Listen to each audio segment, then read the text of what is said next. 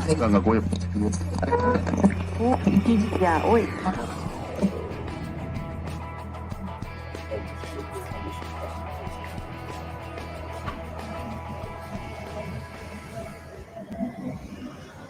Hello and welcome to Boxing Tonight Tomorrow Fightings. Look ahead to a huge heavyweight showdown. My name is Martin Domin and I'm joined by Declan Taylor. I'm sure you're used to us doing after fights. We couldn't resist looking ahead this time. We are, of course, in the shadow of the Tottenham Hotspur Stadium, where in just a few hours after Sweet Caroline is finished and St. Joshua, Oleksandr Usyk will walk to the ring. Declan, this fight a few months ago wasn't happening, wasn't on the radar. It was Joshua, Fury, 2 fights, and you may never have seen it. Came together very quickly. Will it actually prove, do you think, St. Joshua's toughest test so far? No, because I don't think he's going to get stopped like he did against Andrew Williams. So in answer to the question, no. But I do think it's his hardest fight, if that makes sense. I think there's a difference between the two. I think it's his hardest fight because I do think this offers different problems and it's a more problematic style for him than Klitschko was. Klitschko's is his toughest test. He was being a big upset.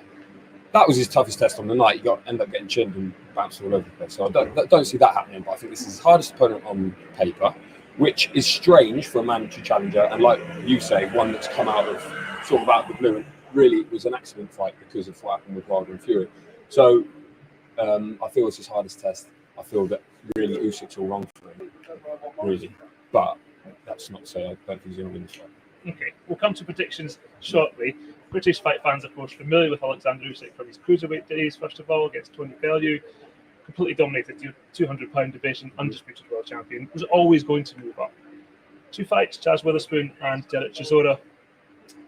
Has your opinion of Oleksandr Usyk as a heavyweight changed since you've actually seen him in the division compared to how you thought he might? Yeah, I reckon so. Obviously, the way that he cleared up at cruiserweight, there was only one way I was going to go. But I do think that the Witherspoon fight, you can sort of discount it a little bit. Chisora fight is a proper fight. He's a proper heavyweight, established. But he is still not a top-tier heavyweight.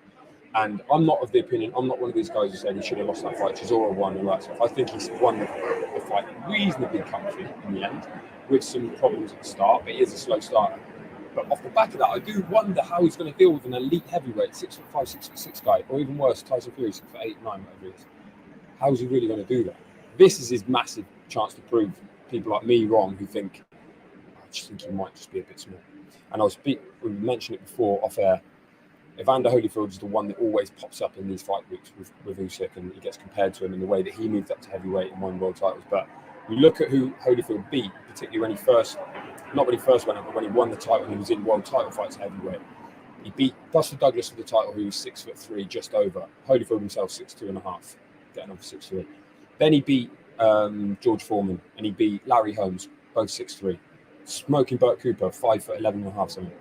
He didn't lose at heavyweight until he boxed someone 6'5", Riddick Bowe. Because it's just, in the end, it's too big. I just feel like it's too big. But all that being said, if there's one person and one style that can override all that, it's a southpaw like him, with every trick in the book, who is in your face. He's wired differently to most folk, and I think that plays a part. And I really think that's been the sort of underpinned all his success as a boxer, because he is a little bit wayward. You know, he loves poetry, he loves theatre. He's a hell of a bloke, and like, he's been great to be around, and he's great to build a fight. So, but is he too small? I think maybe. I think we're going to find out. Given that his size was always going to be an issue, so presumably that's been taken into account. So, if over the last 12 weeks, however long he's been believing that at some point he would fight a Joshua or a Fury, what will he be working on in order to sort of minimise the disadvantage he has there? Yeah, I mean, I guess that's the big question. How do you possibly go about preparing someone for like Joshua? Or more on the other hand, how does Joshua go about preparing someone like Usyk? It's hard, isn't it? And we know who Joshua's been sparring. Don't necessarily know who Usyk's been sparring everyone. I don't really know what you can do in camp to prepare yourself for that, other than spar big guys and get to grips with them and handle it. But Joshua's not just any heavyweight. He's not just any 6'5", 6'6" heavyweight. He's a unified world heavyweight champion. He's 2-time world heavyweight champion. He's special. He's a special heavyweight. So I'm not quite sure how you bridge that, how you ever really bridge that gap, how you can, until you get in the fight and you hope for a chance. And he gave Ruiz a chance, a very small one, and Ruiz took it. I think he'll get a chance at some point tonight, and it's about in what state Joshua's in at that point, and in what state Usyk's in at that point, whether he takes it or not. But I do think there's going to be a glimpse for it. We look back to the two Ruiz fights for Joshua. The first one, of course, disastrous. The second one, he adapted, he changed. He did what he had to do, and in effect turned it into a very boring fight. Will he take lessons from that? 100%. I think we saw that in the rematch with Ruiz. We saw it less so against Pulev, but I do think he's a different man, different fighter in that night. And I do think he'll look at this fight and he'll go, why would I want to take any chance? Like, why do I need to take any chances in this fight? Like, if I can beat him by boxing him, why would I bother giving him a chance, giving him an opening, and end up getting knocked out and losing the Fury fight and everything else? I think I would have changed anyone. He would have thought he was totally invincible that night in New York, and he left feeling like he was no longer invincible. And I don't think there's any way that hasn't changed him. And maybe for the better. We're seeing he looks lean. He actually wasn't that light in the end. He looks slim, and I think they're preparing to box. I think they're preparing for a distance job, personally. And it might be one of those ones where he's a big puncher. He's not a knockout. He's not a big, explosive guy.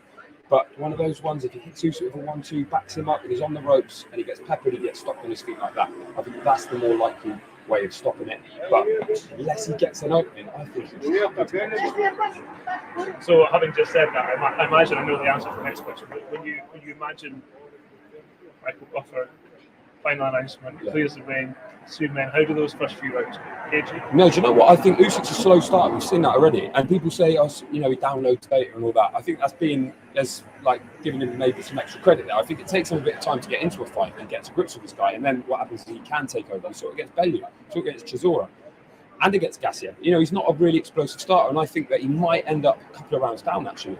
And Joshua happy to just control them with his size, with his jab, win the first couple of rounds, get a couple of 10-9s in the bank, and then he can just sit back and box. I think that has to be the game plan for him. That's certainly the least risky game plan. But if Usyk can start a bit faster, try and get hold of Joshua, then maybe he can make a dent in him early. I can't see that. I don't know how that happens, but I feel like Joshua's going to establish a lead and then just hope to cruise it out. I think you're right about Usyk having his moments. Let's assume it's going to be 12 rounds, but he has 12 rounds. At some point, he probably does get to Joshua. Yeah. And that would then a huge test, I think, physically and mentally for Joshua to see how he copes with that. But is your feeling that if that happens, Joshua overrides it and it does go the distance? Is that your... Yeah, I think that. But then I think Joshua wins a sort of unanimous decision. But I do think, and I think what Usyk are hoping is that he gasses out and that there's an opportunity 8, 9, 10, 11 for him to take over, get on top, maybe even stop Joshua with angles and southpaw position, all that sort of stuff. But I don't think he gives him that. I think he's going to stay economical in the first few rounds because he knows what his gas tank's like, and then he'll box it out. And then he'll cruise, it's probably the wrong word, but then I think I'm thinking 115, 113 sort of job. All three for Joshua. Not a screamer, but a close fight that Joshua dominates. For me, that has to be the most likely outcome. I definitely think that may well be the most likely outcome. You're right. I think at some point Usyk, if he does fall behind, he does have to do a bit more, and that could lead to Joshua closing the door. Maybe in the last few rounds. Let's touch on the undercard.